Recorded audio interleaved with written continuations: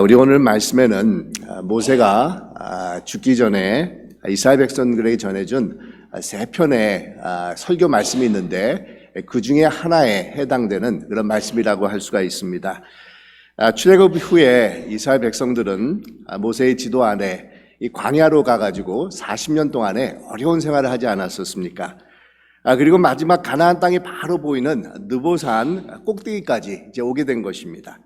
이제 요단강을 건너면은 그토록 꿈에 이렇게 그리웠던 이 가나안 땅을 밟으면서 그 땅으로 진격해 들어갈 수가 있는 것입니다. 이때 모세의 나이가 120세였다고 합니다. 세상을 떠날 날이 참 가까운 그런 나이였습니다. 근데 모세는 이렇게 임종을 앞두고 자기 백성을 권면하고 새로운 용기를 주기 위해서 신명기에 보면 이 세 번의 설교를 했던 것이 이 기록이 된 것입니다. 이 세 편의 설교 중에서 마지막 설교의 결론 부분이 오늘 우리가 이 봉독한 이 9절의 말씀이라고 할 수가 있는데, 여기서 모세는 결론적으로 지금까지 광야 40년 동안에 우리와 함께 하신 하나님이 어떤 분이시고 또 그 하나님이 어떻게 우리와 함께 하시면서 우리를 인도해 주셨는가에 대해서 이스라엘 백성들에게 다시 한번 기억을 상기시켜주며 이 말씀을 하고 있는 겁니다.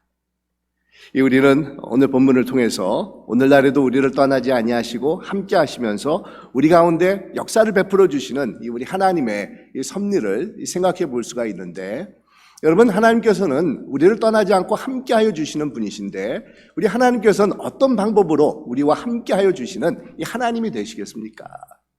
먼저는 하나님께서는 우리를 눈동자와 같이 보호하시면서 함께하여 주시는 분이 바로 우리 하나님이 되어 주신다는 겁니다. 오늘 본문 10절에 보니까 이 모세가 이렇게 말씀을 하고 있지 않습니까? 여호와께서 그를 황무지에서 짐승의 부르짖는 광야에서 만나시고 호위하시고 보호하시며 자기 눈동자와 같이 지키셨도다, 이렇게 말씀을 하고 있습니다. 이 사람의 이 얼굴이나 몸에 붙여 있는 이체 주체 중에서 가장 센시티브하면서도 많은 보호막을 가지고 있는 부위가 이 눈동자라고 그러지 않습니까? 이 눈동자는 두 겹, 세 겹 덮개로 가리워져 있으면서 이 보호를 받고 있는 그런 지체가 됩니다. 그만큼 눈동자는 우리 몸에서 무척이나 중요하면서도 철저하게 보호되고 있는 그런 부분이라고 할 수가 있습니다. 그런데 하나님께서는 자신의 백성들을 사랑하시고 돌보시는 것이 마치 눈동자처럼 보호하고 계신다라는 것을 우리에게 말씀해 주고 있다는 겁니다. 여러분, 오늘날에도 우리 하나님께서는 우리를 눈동자와 같이 보호해 주시는 분이시라는 겁니다. 마치 부모가 자식을 돌보듯이 우리를 감싸고 품고 보호하고 계시는 분이 바로 우리 하나님이 되어주신다는 겁니다. 누가복음 13장에 보면 우리 예수님께서 이렇게 말씀을 하고 계시는데, 암탉이 제 새끼를 날개 아래 모음같이 내가 너희의 자녀를 모으려 한 일이 몇 번이냐라고 말씀을 하면서 마치 우리는 어미 닭의 새끼와 같은 그런 존재들로서 어미 닭이 자기 새끼를 날개 아래 모음과 같이 또한 하나님께서는 우리를 자신의 자녀처럼 품으려고 하고 계시다라는 것을 말씀하고 있다는 겁니다. 그것은 우리가 얼마나 소중한 존재라는 것을 말씀하고 있는 겁니다. 아주 오래된 그런 영화 중에 하나인데, 사실 이 영화는 제가 처음 태어나서 이런 영화도 있구나 하면서 이 영화를 보면서 정말 굉장한 감동을 받았던 그런 영화가 있습니다.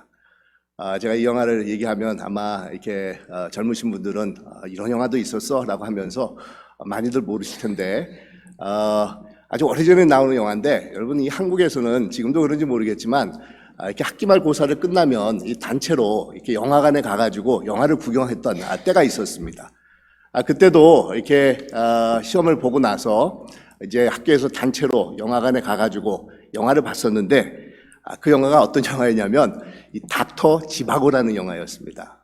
아마 여러분들 아시는지 모르겠습니다. 기억이 나시는지 모르겠지만, 제가 그 영화를 보면서 이 중학교 때 나이였는데 이 어린 나이에 이런 영화도 있구나. 정말 이게 펼쳐지는 설경이며 또 나오는 영화 배우들이 얼마나 이렇게 아름답고 멋있어 보이는지 제가 정말 큰 감동을 받아가지고 미국에 와서도 기회가 될 때마다 계속해서 제가 그 영화를 찾아보곤 했었습니다. 근데 여러분, 그 영화 마지막 부분에 보면 이 주인공 닥터 지바고의 형이 이 소련 혁명군이 이렇게 혁명군 장군이 되어서 이 닥터 지바고의 딸을 이렇게 수소문해가지고 이 만나는 그런 장면이 나옵니다. 그때 이 닥터 지바고의 형인 이 장군이 이 닥터 지바고의 딸에게 물어보는데 너 아버지와 어떻게 헤어졌느냐라는 그런 질문을 던지는 겁니다. 그랬을 때 딸이 막 혁명이 일어난 중에 불바다가 되어 있었고 군중들이 도망가는 그런 혼란스러운 상황에서 이 아버지하고 헤어지게 되었습니다라고 이 대답을 합니다.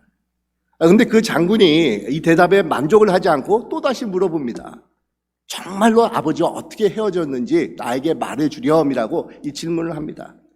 그러자 딸이 이게 대답하기를 이 사실은 이 아버지가 내 손을 놓고 빨리 달려가셨기 때문에 할 수 없이 아버지를 놓치게 되고 아버지와 헤어져서 고아로 지내다가 여기까지 왔습니다. 이렇게 대답을 하는 겁니다. 그러니까 혁명이 일어나서 모든 것이 정말 혼란스러운 그런 상황에서 이 아버지가 딸의 손을 붙잡고 도망을 가다가 딸의 손을 놓고 혼자 가는 바람에 이 딸이 혼자 남겨져 가지고 이제 지내게 됐다는 겁니다. 근데 이 말을 들은 이 장군이 이 동생의 딸에게 이렇게 말을 해주지 않습니까? 내가 사실을 말해주마. 내 손을 놓고 도망을 간 사람은 너의 친아버지가 아니란단다. 너의 아버지는 닥터 지바고야. 만일 그가 내 친아버지였다고 하면 아무리 거리에 불이 나고 복잡해도 결코 내 손을 놓치지 않았을 거야. 비록 위험한 상황이 왔다 할지라도 너를 놓치지 않고 너를 안고서 뛰어갔을 거야 라고 이 말을 해주고 있습니다. 여러분, 그렇습니다. 진짜 아버지였다고 하면 어린 자녀가 이 위기에 처했을 때 혼자 내동겨치고 도망가는 그런 아버지가 될 수가 없는 것이라는 겁니다. 정말 친아버지라고 하면 필사적으로 자녀를 보호하기 위해서 가진 수단을 다 동원하는 것이 이 정상적인 이 아버지고 이 부모라는 겁니다. 하지만 진짜 아버지가 아니었기 때문에 아이를 내동겨치고 혼자 도망을 갔던 것입니다. 근데 여러분, 우리 하나님은 가짜 아버지와 같은 그런 분이 아니시라는 겁니다. 진짜 육신의 아버지보다도 더 필사적으로 우리와 함께 하시기를 위해서 자신의 가진 모든 것을 다 내어놓으시는 그런 분이 바로 우리의 하나님 되시는 이 아버지가 되신다는 겁니다. 이 얼마나 우리와 함께 하기를 간절히 원하셨으면 십자가라는 모진 고난의 순간에도 우리의 손을 놓치지 아니하고 그 길을 끝까지 걸어가시면서까지 우리와 함께하여 주신 분이 우리 하나님이시지 않습니까? 이 주님께서 세상을 떠나기 전에 이 제자들에게 하신 말씀을 보면 더욱더 우리 하나님이 어떠한 분이신 것을 우리 깨달아 알 수가 있는데, 우리 요한복음에 보면 예수님께서 이렇게 말씀을 합니다. 내가 너희를 고아와 같이 내버려 두지 아니하겠다. 내가 아버지께 구하겠으니 그가 또 다른 보혜사를 너에게 주사 영원토록 너희와 함께 있게 하노라. 이렇게 말씀을 합니다. 그러기에 너희는 마음에 근심하지도 말고 두려워하지도 말아라 라는 그런 말씀을 우리에게 전해주고 계신 것입니다. 여러분, 얼마나 이 간절한 마음이, 우리가 함께하고 싶어하는 간절한 마음이 이 가운데 담겨져 있습니까? 지금도 하나님께서는 우리와 함께 하시기 위해서 보혜사 성령을 보내주시고 우리를 끝까지 책임져 주시는 분이 바로 우리 하나님이 되어주신다는 겁니다. 여러분, 이스라엘 백성들이 광야에서 아무것도 나지 않는 척박한 그런 황무지 같은 이 광야에서 40년 생활을 할 때도 하나님께서는 그들을 버리지 아니하고 함께하여 주셨다는 겁니다. 이스라엘 백성들이 애굽에서 노예 생활을 할 때도 그들의 정말 애타는 호소의 기도문을 듣고 계셨던 분이 우리 하나님이십니다. 그리고 출애굽을 할 때 홍해가 가로막고 있었을 때도 하나님께서는 그 홍해를 안전하게 가르시면서 건너갈 수 있는 역사를 베풀어 주셨습니다. 이 광야에서 굶주릴 때는 만나를 허락해 주셨고, 또 목마를 때는 샘물을 터뜨려 주셨고, 적군들이 위협할 때는 승리를 베풀어 주셨던 분이 우리 하나님이셨다는 겁니다. 이게 하나님께서는 자신의 백성을 처음부터 끝까지 책임져 주시는 분이십니다. 이 마찬가지로 하나님께서는 오늘날에도 우리를 자신의 자녀로 삼으셔서 우리와 늘 함께 하시면서 눈동자와 같이 돌보고 계신 분이 바로 우리가 섬기는 이 하나님이 되십니다. 여러분, 이와 같은 하나님의 극진한 사랑 가운데 우리는 돌봄을 받으면서 살아가고 있는 자라는 겁니다. 사랑하는 여러분, 하나님께서는 여러분들을 눈동자와 같이 여기시는 분이십니다. 정말 귀하고 소중한 그런 존재로 이 생각을 하시면서 함께 하시는 분이 바로 우리 하나님이시라는 겁니다. 또한 하나님께서는 우리를 독수리 새끼와 같이 연단을 시키시면서 함께하여 주시는 분이시다라는 것을 이 생각을 해볼 수가 있는데, 오늘 11절에 보니까 마치 독수리가 그 보금자리를 어지럽게 하며 그 새끼 위에 너풀거리며 그 날개를 펴서 새끼를 받으며 그 날개 위에 그것을 엎는 것 같다, 이렇게 말씀을 하고 있지 않습니까? 그러면서 하나님께서는 우리와 함께하여 주시되 우리를 독수리가 마치 자신의 새끼를 훈련하고 연단시키는 것처럼 연단을 시키면서 우리와 함께하여 주시는 분이 되신다라는 것을 이 말씀을 하고 있다는 겁니다. 여러분, 이 독수리가 이 자신의 새끼를 이렇게 연단을 시키는 것은 참 유명한 그런 일화가 되는데, 독수리 같은 경우는 이제 둥지를 지을 때 높은 산, 이 낭떠러지 바위 위에다가 짓는다고 하지 않습니까? 그러면서 절벽을 이루는 바위 제일 정상 부분에다가 둥지를 만들고 거기에다가 알을 낳고 이 부화를 시킨다는 겁니다. 근데 이 둥지를 만들 때는 이 가시나무를 꺾어다가 둥지를 만들고 그 위에 이 새들의 깃털들을 주워다가 이제 깔아놓고는 그 다음에는 이 자신의 가슴에 있는 솜털들, 아주 부드러운 그런 솜털들을 이렇게 뽑아가지고 제일 위에 만들어서 아기 새끼들이 아주 정말 편안하게 쉴 수 있는 그런 둥지를 마련해 준다는 겁니다. 그리고 나서 이제 알을 낳고 이 알이 이제 부화가 되면은 이제 새끼를 키우게 되는데, 새끼가 이제 둥지에서 이렇게 자라날 때 이 어미 독수리는 이 먹이를 이렇게 주워다가 일일이 새끼들에게 하나씩 다 먹이는 겁니다. 근데 참 재밌는 것은 어느 정도 이렇게 자라나게 되면은 이 먹는 양을 줄이기 시작을 한다는 겁니다. 그 다음에는 한 2, 3일 동안에 완전히 굶겨버린다는 겁니다. 참 아주 부모로서는 할 수 없는 그런 일이지 않습니까? 제가 얼마 전에 어디 가가지고 이렇게 어느 식탁에서 같이 식사를 나누는데 이 아기 엄마가 아기에게 밥을 먹여주는 것을 봤는데, 아기는 비디오를 보느라고 먹을지 않으려고 하는데도 그냥 계속해서 먹으라고 입에다가 넣여주는 것이 우리 엄마들의 마음이고 부모들의 마음입니다. 그런데 독수리는 이제 아기에게 먹이를 먹여주다가 어느 순간이 되면 2, 3일 동안에 먹이를 주는 것을 멈추게 된다는 겁니다. 그렇게 되면은 새끼들은 이 배가 고파가지고 야단을 하기 시작을 합니다. 그냥 밤새도록 울어댄다는 겁니다. 그런데도 이 어미 독수리는 모른 채 하고 놔두게 됩니다. 그 다음에는 둥지에 푹신하게 깔아놓은 이 솜털들을 하나씩 이게 벗겨버린다고 그러지 않습니까? 그러다 보면 이 새끼 독수리는 이 가시나무로 지어진 둥지에만 이렇게 있게 되어서 이 불편함을 막 느끼게 되는 겁니다. 이 가시가 그들을 막 찔러대는 겁니다. 그러다 보니까 이 새끼 독수리들은 밖으로 나올 수밖에 없는 그런 형편에 놓이게 된다는 겁니다. 그때 이 어미 독수리는 날개로 새끼들을 이렇게 업어가지고 공중으로 날아가서 그 독수리들을 이렇게 내려친다고 그러지 않습니까?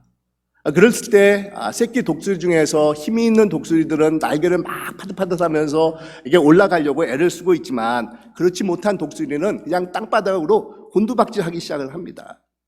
그랬을 때 어미 독수리가 아주 손살같이 날아가가지고 자기 날개로 곤두박질하는 새끼 독수리를 껴안고 다시 한번 위로 올라가가지고 또 다시 한번 내려친다는 겁니다.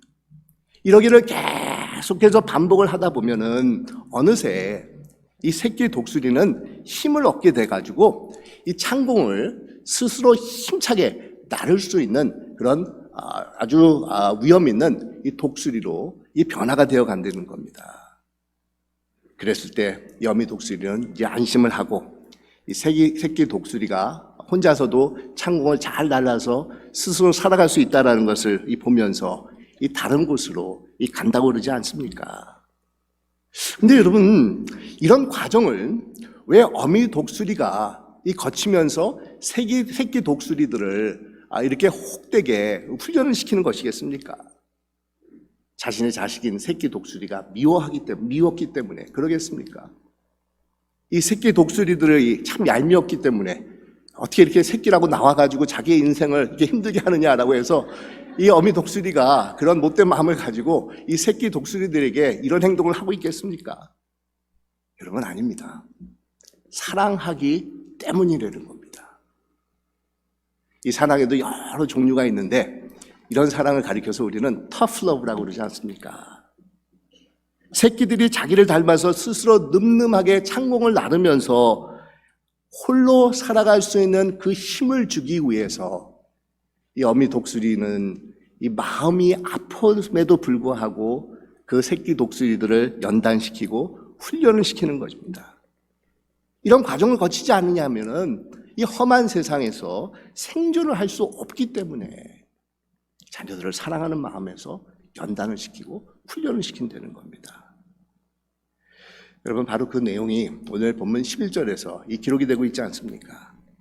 이 독수리가 자기 새끼를 연단시키고 훈련시키듯이 하나님께서는 우리를 더욱더 온전한 하나님의 사람이 되게 하기 위해서, 더 큰 하나님의 일을 감당하게 하기 위해서, 더 큰 하나님의 영광을 드러내게 하기 위해서 우리를 연단시키시고 훈련시키시는 이 하나님이시다라는 것을 이 말씀을 하고 있습니다.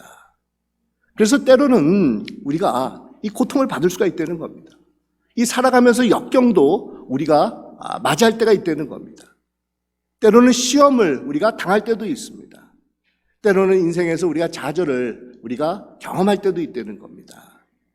왜냐하면 하나님께서는 이런 연단과 훈련의 과정을 통해서 우리를 단련시키시기를 원하고 계시기 때문이라는 겁니다. 이 성경에 보면 우리 하나님께서 사용하신 많은 인물들이 나오는데 여러분, 하나같이 이들이 가지고 있는 이 공통점이 있었다고 하면은 다들 하나님께서 주시는 이 연단의 과정을 거쳤다라는 이 공통점들을 가지고 있습니다. 이들은 모두가 이런 연단의 과정을 거치면서 이 하나님께서 기뻐하시는 그런 믿음의 사람들로 이 변화가 될 수가 있었다는 겁니다.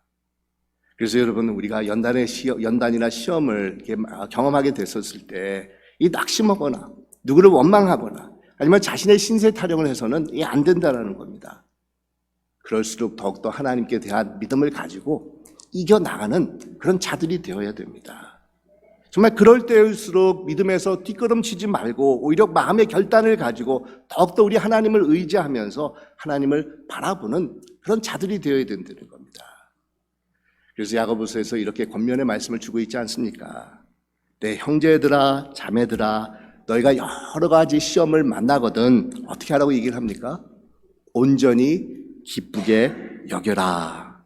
이는 너희의 믿음의 시련이 인내를 만들어내는 줄 너희가 알미라. 인내를 온전히 이루라. 이는 너희로 온전하고 구비하여 조금도 부족함이 없게 하려 함이라. 이렇게 말씀을 하고 있습니다.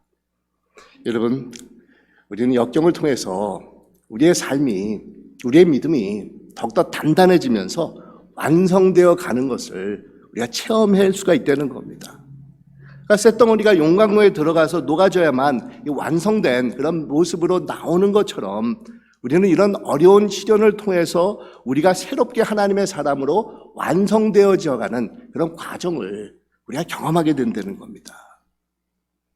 제가 구약의 한 사람의 예를 들어서 말씀을 드리면 우리 요셉을 우리가 생각해 볼 수가 있는데, 여러분, 요셉 같은 경우는 어린 17이라는 나이에 정말 꿈을 꾸게 되지 않습니까? 그냥 엄청난 꿈을 꾸게 됩니다. 아버지를 비롯해서 자신의 형들이 다 자기 앞에서 이 고개를 숙이는 그런 꿈을 꾸게 되는데, 여러분, 그 꿈을 꾸었다 하더라도 하나님께서는 그 꿈이 단숨에 하루아침에 이루어지는 역사를 베풀어 주시지 않으셨다는 겁니다. 그러니까 20년이 넘도록 힘든 시련과 연단의 그런 순간들을 거치게 한 후에 하나님께서는 그 꿈이 이루어지는 역사를 베풀어 주셨다는 겁니다. 이 요셉은 17살 때 노예로 팔려가게 되지 않습니까? 그러면서 문화도 다르고 언어가 다른 그런 이국 땅에서 5년 동안의 노예 생활을 합니다. 그리고 13년 동안의 감옥에 갇히면서 긴 세월을 보내게 됩니다. 그러니까 한참 꽃 같은 20대, 30대 나이에 정말 20년이란 긴 세월을 이런 고통의 순간들로 정말 이렇게 경험을 하면서 이런 고통의 순간들을 넘어가야만 했었다는 겁니다. 근데 여러분, 이런 시련과 연단의 시간들을 거치고 나서야 하나님께서는 이 요셉을 세워주시면서 그를 통해서 자기 민족과 세계 많은 사람들을 구하는 역사를 나타나게 하셨다는 겁니다. 그렇습니다, 여러분. 우리 하나님께서는 우리를 쓰시기 위해서 우리에게 연단을 주시는 분이시라는 겁니다. 우리의 삶을 더욱더 축복해 주시기 위해서, 그 삶의 축복을 받기에 정말 합당한 그릇으로 만들어 주시기 위해서 때로는 하나님께서는 우리로 하여금 힘든 연단의 과정을 지나가게도 하신다는 겁니다. 그러기에 여러분, 이런 어려운 순간이 왔을 때 우리는 절대로 낙심해서는 안 됩니다. 흔들려서는 안 된다는 겁니다. 주저앉으면 안 된다는 겁니다. 그럴수록 흔들리지 않는 믿음을 가지고 전능하신 우리 하나님을 의지하면서 능력의 손을 붙잡는 여러분들이 되시기를 주님의 이름으로 축원드립니다. 또한 하나님께서는 우리를 신이 인도하시면서 함께하여 주시는 이 분이 되신다는 겁니다. 우리 12절에서 이렇게 말씀하고 있지 않습니까? 여호와께서 홀로 그를 인도하셨고 함께한 다른 신이 없었도다, 이렇게 말씀을 하고 있습니다. 그러니까 하나님께서는 이스라엘 백성들을 인도하실 때 이 밤에는 불기둥으로, 낮에는 이 구름기둥으로 인도하시지 않으셨습니까? 그리고 또한 하나님의 인도하심을 날마다 일상에서 늘 체험했던 다윗은 시편 23편에서 이렇게 고백을 하고 있습니다. 여호와는 나의 목자시니 내게 부족함이 없으리로다. 그가 나를 푸른 초장에 누이시며 쉴만한 물가로 인도하시는 도다라고 이 말씀을 하고 있습니다. 여러분, 우리 육신의 부모님들은 이 자녀들을, 이렇게 어린 자녀들을 인도할 때 손을 잡고 이렇게 데리고 가지 않습니까? 근데 우리 하나님은 육신을 가지고 계신 분이 아니십니다. 그래서 하나님께서 우리를 인도하시는 방법이 있다고 하면 우리의 영혼을 일깨우시고 우리를 인도하여 주신다는 겁니다. 이 무엇보다도 하나님은 우리의 기도의 응답을 통해서 우리의 앞길을 인도해 나가시는 분이시라는 겁니다. 이스라엘 백성들을 보면 우리 하나님의 사랑을 많이 받았지만 때로는 하나님을 거역할 때도 참 많이 있었던 그런 민족이 이스라엘 백성들이지 않습니까? 그럴 때마다 이들은 야단도 맞기도 하고 또 심판을 받기도 했었는데, 근데 언제 그랬냐는 듯이 이들이 다시 하나님을 찾았을 때는 하나님께서는 그들을 다 용서해 주시고 품어주셨던 분이시라는 겁니다. 근데 인간적으로 생각해 보면 굉장히 참 배은만덕하고 굉장히 염치 없는 그런 모습들입니다. 그럼에도 하나님께서는 자신에게 불순종하면서 이 자신의 마음을 아프게 했던 그런 이스라엘 백성들이지만 어려운 일을 당할 때마다 자신을 찾아와서 도와주십시오라고 기도하는 이 백성들을 외면하지 아니하시고 반드시 그들을 정말 인도하시면서 함께하여 주셨던 분이 바로 우리 하나님이시라는 겁니다. 여러분, 이스라엘 백성들이 정말 어려움을 이렇게 겪었을 때마다 얼마나 이 하나님께 원망과 불평을 늘어놓았습니까? 그 많은 하나님의 이적과 기적을 다 체험했음에도 불구하고 이들은 어려운 일이 나올 때마다 정말 하나님을 원망하고 또 지도자인 모세를 원망하면서 정말 하나님에 대한 그런 불신의 모습을 드러내 보였었다는 겁니다. 그런데 어려운 일이 생길 때마다 이들은 다시 하나님 앞에 나와서 이 부르짖습니다. 그래서 모세를 앞세워서 하나님 앞에서 이 기도를 합니다. 그런데 그럴 때마다 우리 하나님께서는 한 번도 이들이 자신의 마음을 아프게 한 적이 없는 듯이 기도에 응답을 주시면서 이들의 삶을 인도해 주셨다는 겁니다. 홍해를 갈라주시고 요단강을 열어주셨던 분이 우리 하나님이십니다. 먹을 것이 없다고, 마실 물이 없다고 자신들끼리 싸우면서 원망을 하고 하나님을 원망을 합니다. 그러다가 대안이 없다 보니까 또 모세를 내세워서 하나님 앞에 기도를 합니다. 그런데 하나님께서는 또 그들의 기도를 응답해 주신다는 겁니다. 아마 저 같은 경우에는 너무 그러면은 이제 실증이 나가지고 거듭떠보지도 않았을 것입니다. 하지만 우리 하나님께서는 아무리 자신의 마음을 아프게 하는 그런 이스라엘 백성들이 할지라도 자신 앞에 나와서 겸허하게 기도하면서 자신의 뜻을 강구했을 때마다 함께하여 주셨던 분이시라는 겁니다. 여러분, 바로 그 하나님이 오늘날에도 우리를 인도해 주신다는 겁니다. 우리가 잘났기 때문입니까? 우리가 똑똑하기 때문입니까? 우리가 재능이 많기 때문이라는 겁니까? 전혀 아니지 않습니까? 우리 자신들을 솔직히 바라본다고 하면 우리 모두는 하나님 앞에 부끄러운 존재들입니다. 허물 많고 죄인들이라는 겁니다. 하나님의 사랑을 받을 자격이 아무것도 없는 자들입니다. 그럼에도 불구하고 하나님께서는 이 자신의 그런 잘못과 허물을 뉘우치면서 기도하는 자들을 물리치지 아니하시고 함께하여 주시는 이 분이시라는 겁니다. 여러분, 정말 기도를 통해서 우리와 함께 하시는 하나님, 나의 부족함에도 불구하고 나를 떠나지 않고 늘 기도에 응답을 주시고 함께 하여 주시는 그 하나님을 만나시기를 바랍니다. 기도하는 사람은 우리 하나님의 인도함을 받을 수 있는 자라는 겁니다. 또한 우리 하나님께서는 이 말씀을 통해서 우리가 바른 길을 걸어갈 수 있도록 인도해 주시는 분이십니다. 우리 시편 119편에 보면 주의 말씀은 내 발의 등이요 내 길의 빛이라 이렇게 말씀을 하고 있습니다.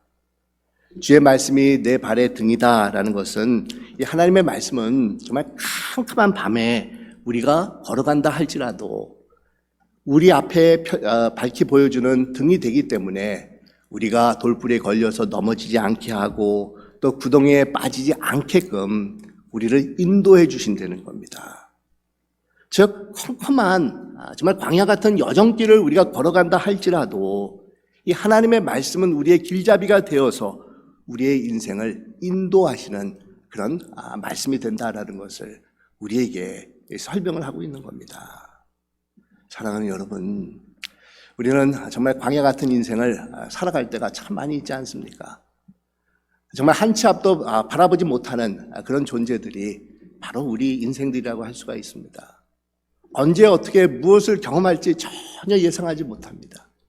하지만 하나님께서 함께하여 주시기 때문에 우리는 두려워할 필요가 없습니다. 염려하거나 근심할 필요가 없습니다. 우리 하나님께서 우리를 인도해 주시고 선한 길로 함께하여 주시기 때문이라는 겁니다. 사랑하는 여러분, 우리 하나님께서는 지금도 우리 곁을 떠나지 아니하고 눈동자와 같이 보호하여 주시는 분이십니다. 또 때로는 우리로 하여금 연단의 과정을 거치게 하셔서 정말 우리로 하여금 더 온전한 하나님의 사람으로 만들어 주시는 분이시라는 겁니다. 또 바른 길로 선한 길로 인도해 주시기를 누구보다도 기뻐하시는 분이 바로 우리 하나님이 되어 주십니다.